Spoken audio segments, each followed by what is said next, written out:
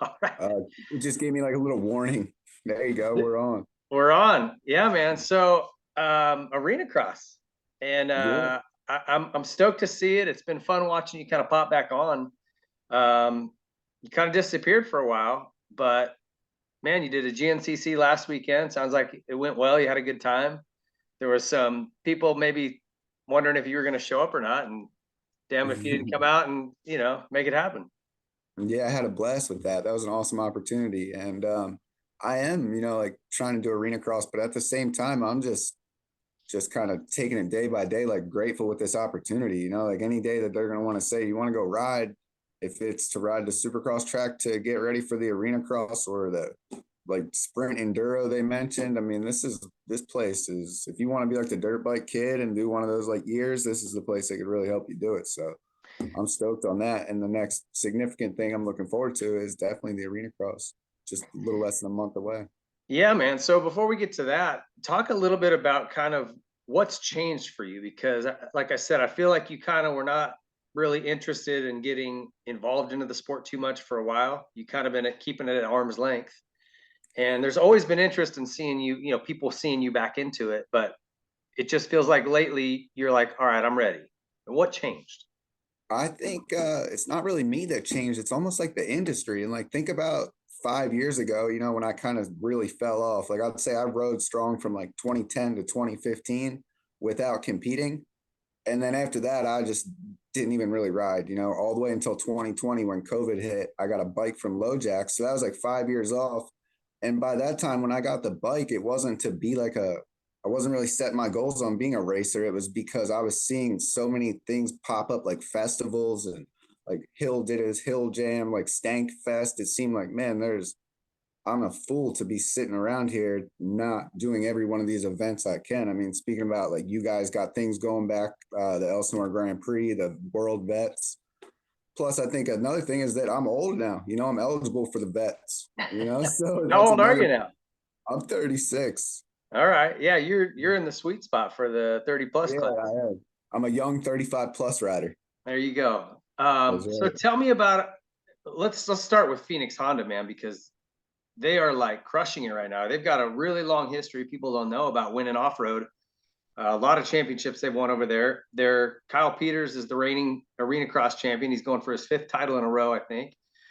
And I just saw today it's become official. I've been watching this happen, but they signed Dylan Ferrandis, which is a big deal. That is So official. it's official. Uh, The deal got done about an hour ago. yeah, I know it. I've been here all Thursday. day. I've seen his bike down there and stuff. We were talking about it.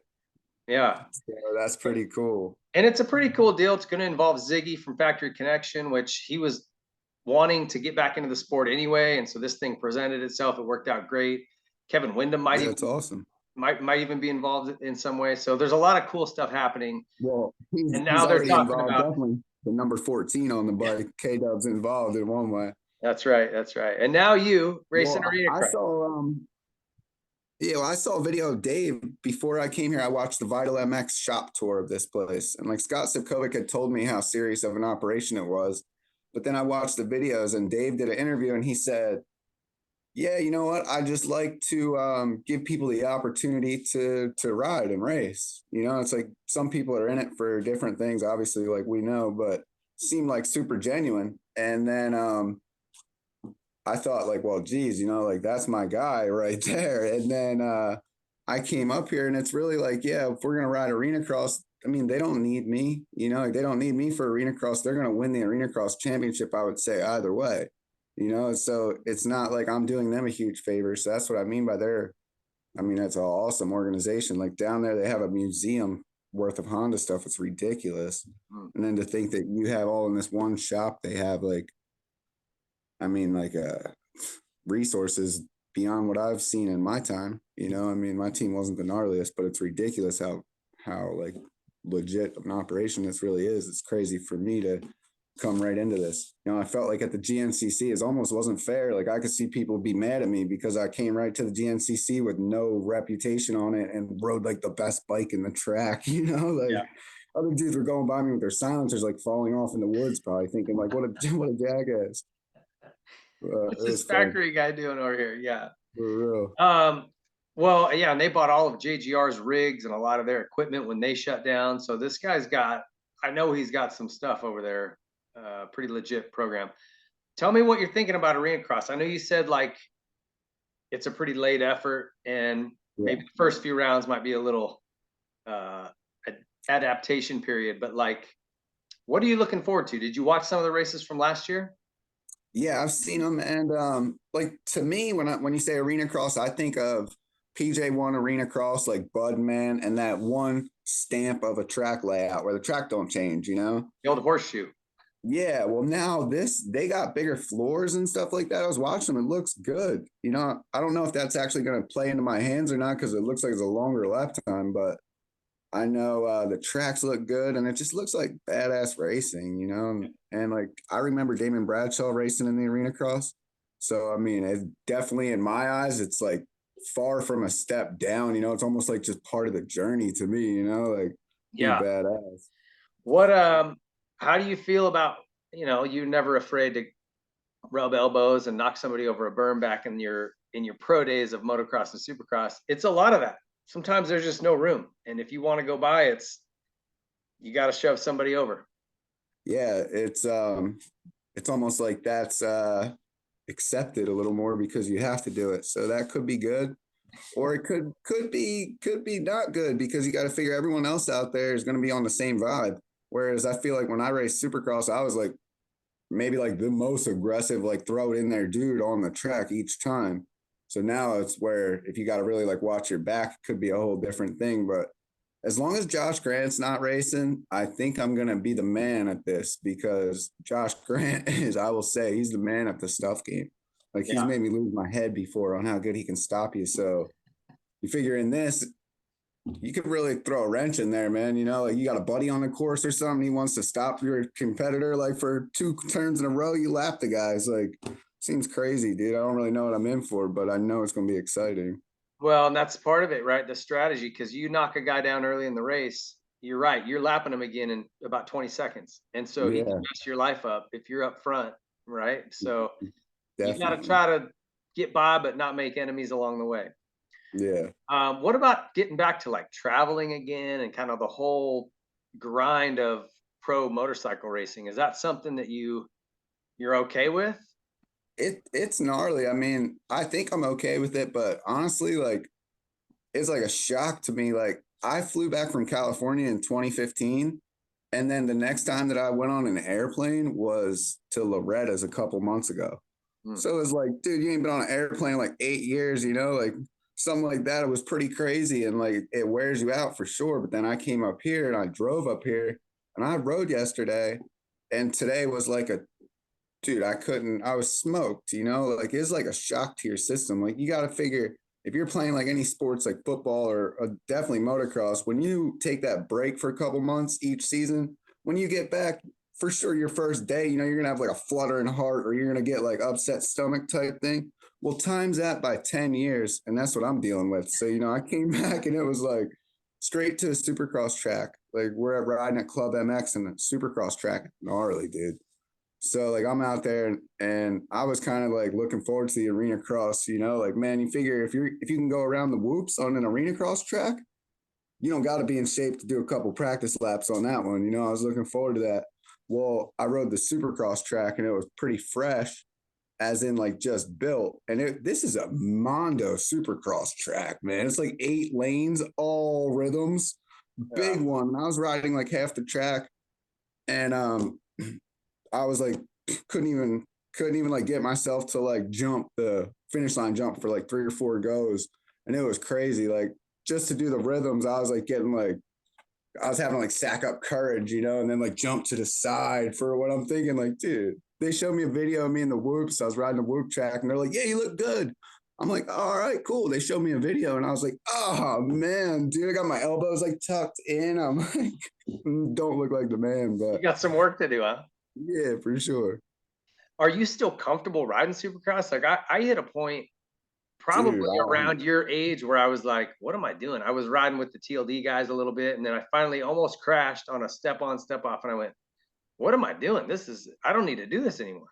tell you the truth, dude, I might be at that spot because I was like, yeah, like I said, like I felt like I was in over my head. It was pretty gnarly, but I don't know. I mean, that could have been, for all I know, that could have been my case 4 years ago. I just haven't been on a Supercross track. To tell you Yeah. the truth, when I rode that Milestone Invitational Supercross in 2015, Will Hahn won it, I think, on the Factory Connection 450. And like these dudes like whooped me, bro, like smoked me. I was in like over my head. And that was at that time when I would have told you, like, hey, yeah, I could still be a top guy in race, where now I have way better grasp on reality, and I know it's not. So I would be a fool to expect anything different if 8 years ago when I wrote it last, I was scared.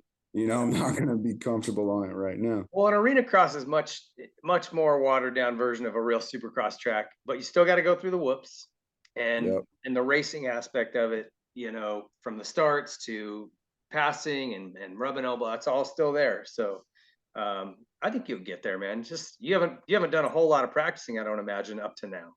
No, I haven't. I mean, it almost for sure thing that I will, if I can keep focused on it, it would be almost ridiculous to think that I won't be able to do good at it. But you never know. I mean, there's a lot of things can happen with racing, and that's just how it is. So that's kind of why I say I'm taking it one day at a time.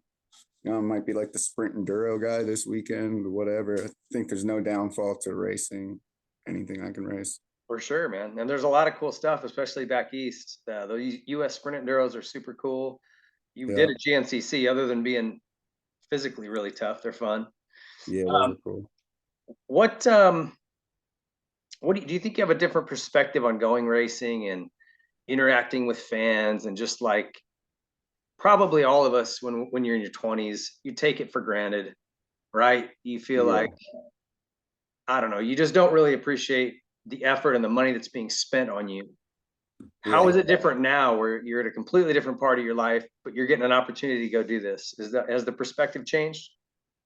Yeah, I mean, I would say so because I mean, I think about like here, like how I say how grateful I am for the opportunity. It's like I'd be lying to say that if at the time I would have honestly told you, like, hey man, I'm so grateful for you, Yamaha, or hey, I'm so grateful for you, Rockstar. Like you really felt like you did though, you did earn that and you did deserve to be in that spot. But at the same time, when you're one of the guys that comes in like me and I had like a kind of like a larger than I actually was like image, so it was kind of like made you think that like you were gnarlier than you were when you look at it. And if you're not a guy that like dominated a couple seasons, you're not really leaving like a huge mark on the sport. There's no way about it. But it's crazy that at the time you can think like, oh, I'm entitled to all this stuff and this and that, and like you're not so replaceable. But I mean, that's kind of how anybody, you have all yes men around you. People are all building you up. If there's anybody that doesn't say you're the man, you got a reason that's why that dude's saying that, just because of some ulterior motive, Yeah. So Well, I and you're think, 20, when you're 22, you kind of, everybody is just kind of an idiot. You don't really know that much about life. And you think when you're getting a big paycheck coming in, you're winning races, it's like you think I'm a big deal. So life has a way of yeah, humbling you and you appreciate those opportunities more. And I can just hear it in your voice, which is cool. How are you going to handle people? Like I've always thought this was interesting, kind of watching your case of like, there's people that, man, they love you. They're J-Law fans. And there's people that just absolutely hate the image that you always had, right? And I know you're a different person now, and I think everybody's kind of wanting to see who are you now? What's he going to be like? But how are you going to deal with those fans? Because you definitely are like a lightning rod. I think everyone's interested, but some people love you, some people hate you from what you've done in the past.